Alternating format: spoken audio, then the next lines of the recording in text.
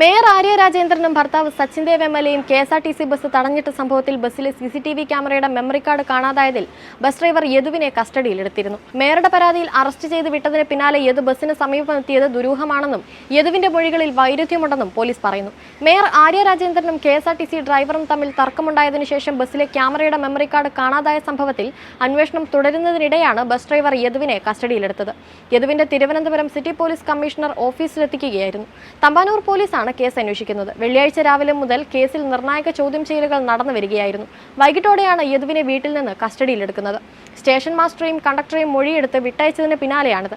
തർക്കം നടന്നതിന്റെ പിറ്റേ ദിവസം ATOയ്ക്ക് മൊഴി നൽകാൻ യദു KSRTC ബസ് സ്റ്റാൻഡിൽ എത്തിയിരുന്നു. ഈ സമയത്ത് ബസ് അവിടെ ഉണ്ടായിരുന്നു.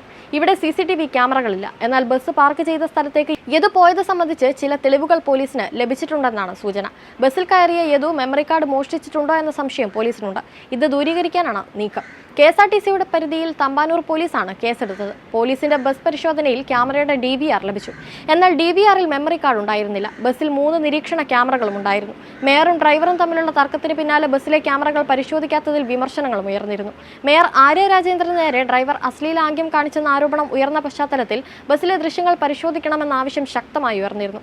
മെമ്മറി കാർഡ് കാണാതായ സംഭവത്തിൽ സ്റ്റേഷൻ മാസ്റ്റർ ലാൽ സജീവിനെയും കണ്ടക്ടറെയും പോലീസ് ചോദ്യം ചെയ്യലിന് ശേഷം വിട്ടയച്ചതിന് പിന്നാലെയാണ് യദുവിനെ കസ്റ്റഡിയിലെടുത്തത്. കണ്ടക്ടർ സുബിൻ തർക്കത്തിന് ശേഷം ബസ്സിലെ CCTV ക്യാമറ പരിശോധിക്കുന്നതുമായി ബന്ധപ്പെട്ട ദൃശ്യങ്ങളുടെ അടിസ്ഥാനത്തിലാണ് സുബിനെ ചോദ്യം ചെയ്യാൻ വിളിപ്പിച്ചത്. എന്നാൽ മെമ്മറി കാർഡ് കാണാതായതിൽ തനിക്ക് പങ്കില്ലെന്ന് സുബിൻ ചോദ്യം ചെയ്യലിൽ വ്യക്തമാക്കി. CCTVയുടെ മോണിറ്റർ നോക്കുക മാത്രമാണ് ചെയ്തതെന്നുമാണ് മൊഴി.